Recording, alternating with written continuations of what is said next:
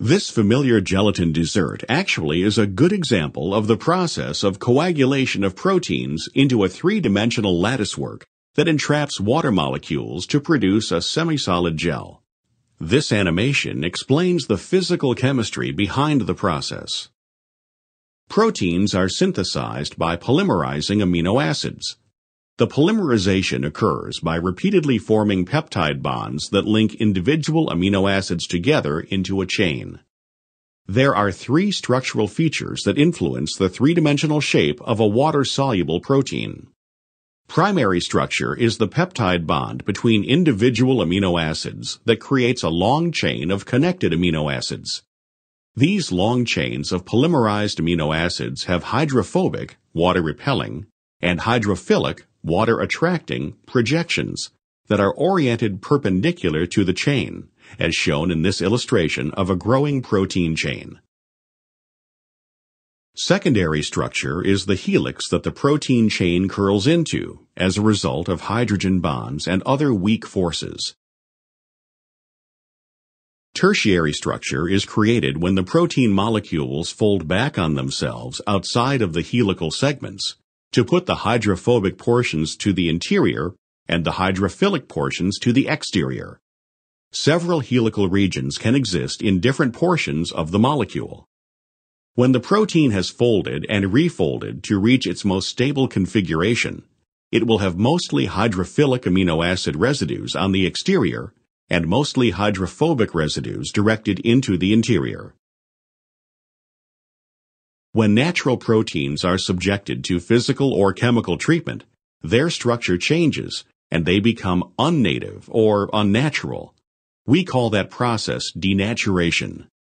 In this example, heating the proteins in solution imparts energy to the protein molecules. This added energy is enough to break the relatively weak forces that hold the protein in its refolded and helical tertiary and secondary configurations.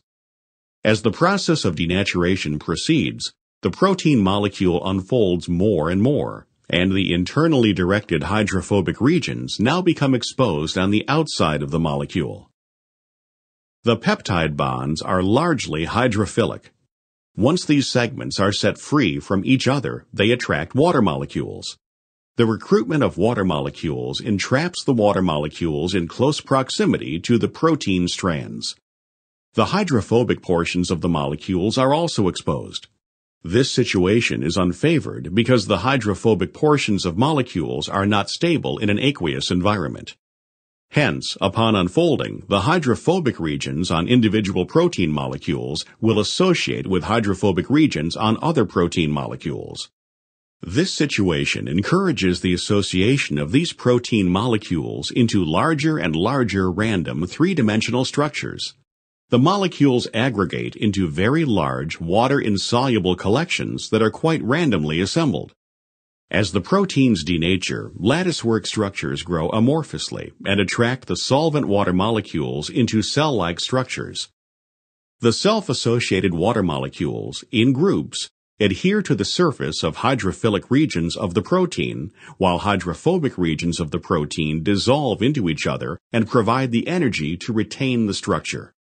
As this process continues irreversibly, all of the protein molecules are recruited to this large insoluble mass in a randomly organized structural framework that contains entrapped water molecules. One example of the consequences of unfolding and reassociating protein molecules is coagulation of egg white. Frying an egg is no more complicated than denaturing the egg white protein. The assembly of irreversibly denatured protein molecules results in formation of a solid gel.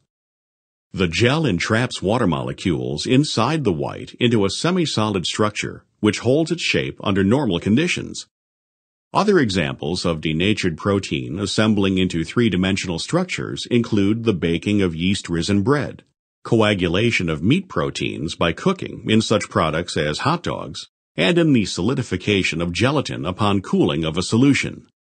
Denaturation and coagulation of proteins is a complex, irreversible process, but the study of denaturation has allowed us to better understand the three-dimensional structure of native proteins.